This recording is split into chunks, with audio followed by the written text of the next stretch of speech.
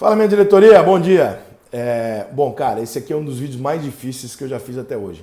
Ele deve ser a quinta ou sexta vez que eu tento gravar ele, porque eu não escrevo nada para gravar, eu falo da minha cabeça. Então, às vezes, é difícil você manter 8, 10 minutos de um raciocínio sem você se perder ali nas palavras. E esse aqui é um vídeo que eu não posso me perder em palavra nenhuma, porque se em algum momento eu me perder alguma palavra aqui, eu viro a vítima da semana, o cancelado da semana. Não que eu me importe com isso, porque as pessoas que cancelam normalmente até credibilizam o cancelado, mas porque é um tema realmente delicado, né? Você vai falar de homofobia e é um tema delicado. Eu tenho amigos gays, evidentemente. Eu já fui um cara razoavelmente homofóbico quando eu era mais moleque.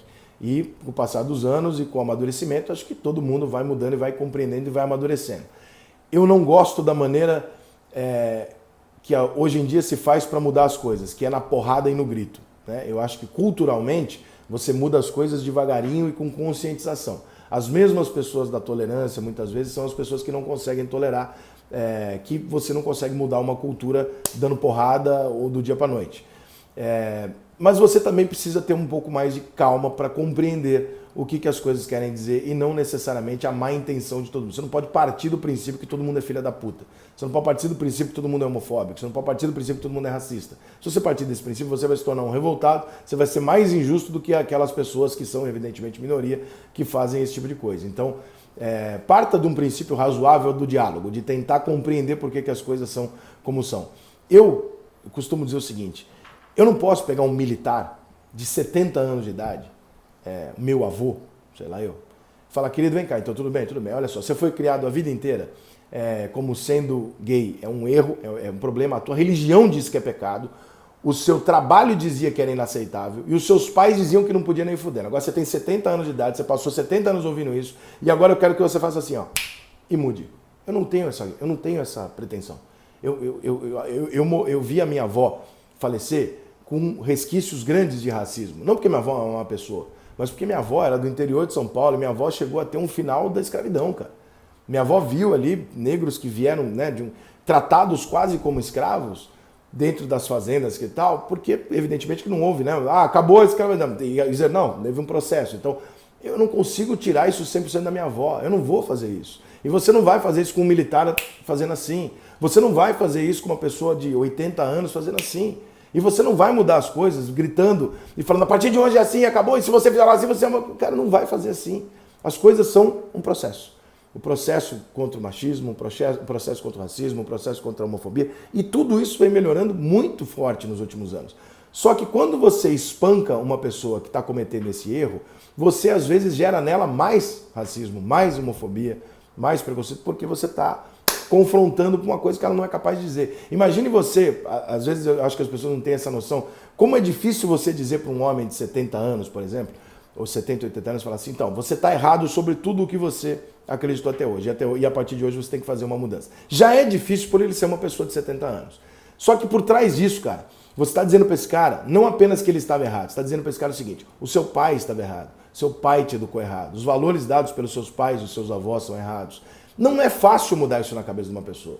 Então, essa molecadinha que sai na rua achando que vai mudar a porra toda, queimando um sutiã, fazendo bagunça na rede social, caralho, querendo lacrar e cancelar uma pessoa por dia, pra mim, são os mais intolerantes e ignorantes desse processo todo, porque não conseguem compreender que são etapas e que tem pessoas que têm essa capacidade, tem pessoas que não têm, vem aí uma geração, a outra geração que já passou, você tem que ter uma cautela ao compreender qual foi a criação dela, ela não necessariamente, cara, o passarinho vive dentro daquela gaiola, ele acha que o mundo é aquela gaiola. Não adianta você soltar o passarinho e cobrar dele que ele não sabe beber a porra da água e achar a porra do alimento. Ele não sabe, ele viveu a vida inteira dele ali. Então, eu acho isso intolerância também. Sobre a questão da homofobia do Corinthians, no post, o Corinthians botou um panetone para brincar com o São Paulo.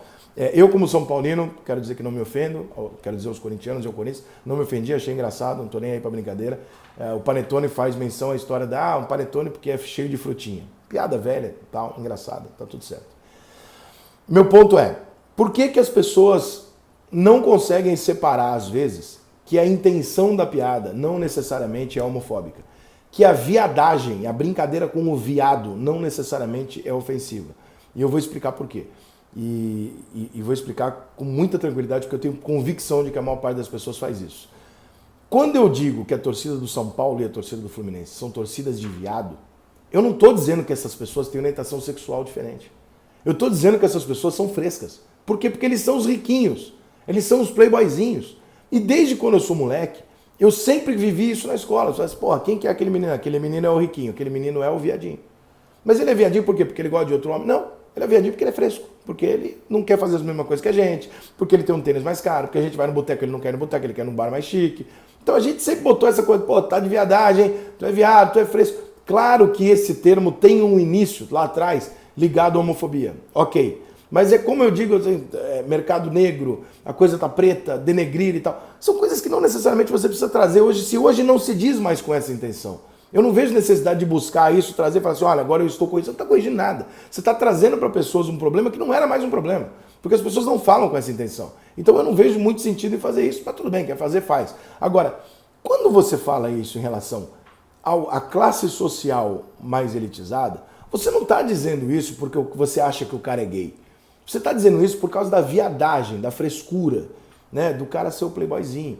Então eu consigo compreender que a torcida do São Paulo e do Fluminense vão levar essa brincadeira muito mais, ou muito mais não, para não dizer 100%, porque jamais foi uma história assim, olha, nós pegamos São Paulinos e torcedores do Fluminense transando contra os homens. Isso não existe. Essa brincadeira ela é totalmente feita em cima da classe social dos caras. Entendeu? Aí vem a história do pó de arroz, que vai vir. Isso vai virando uma brincadeira. Hoje, quando você faz isso, tem muita gente ofendida com isso, mas não necessariamente as pessoas que estão fazendo isso estão ofendendo.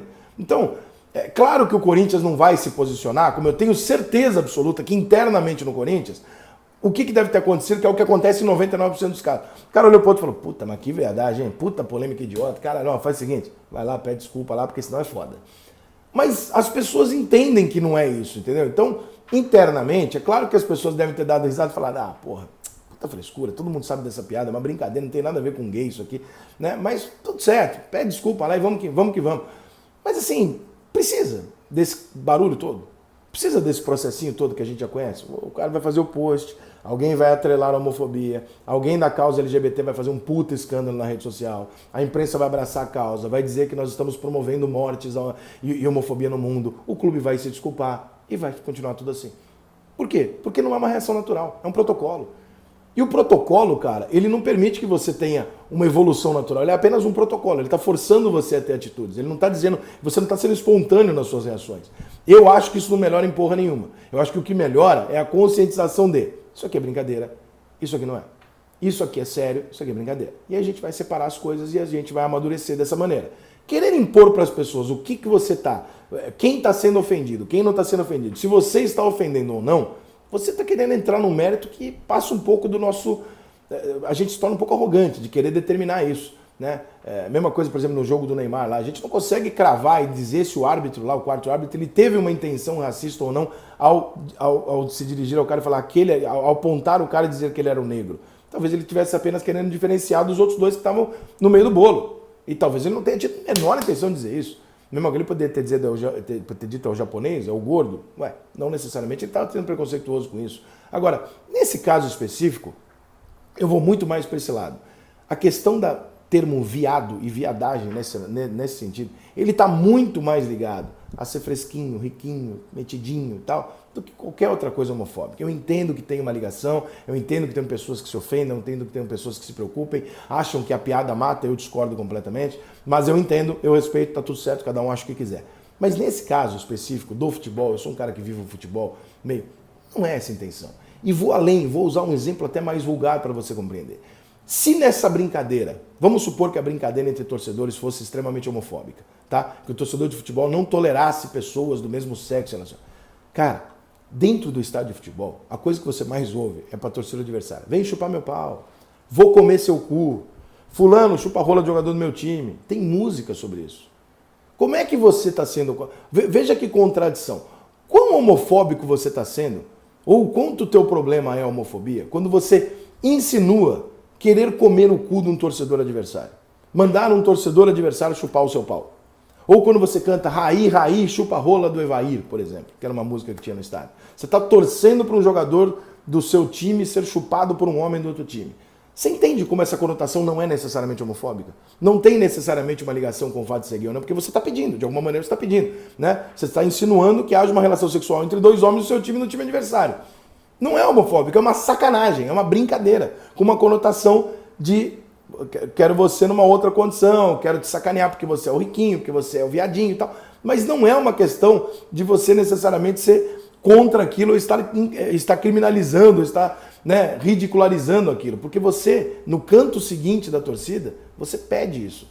Você insinua... Olha que loucura, gente. Os cantos das torcidas de futebol insinuam relações homossexuais.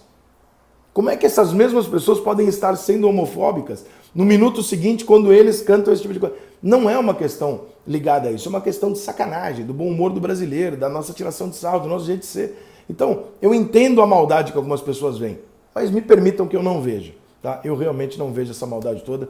Para mim tá tudo certo. Segue o panetone, segue a brincadeira, mas segue o líder, tá, corintiano?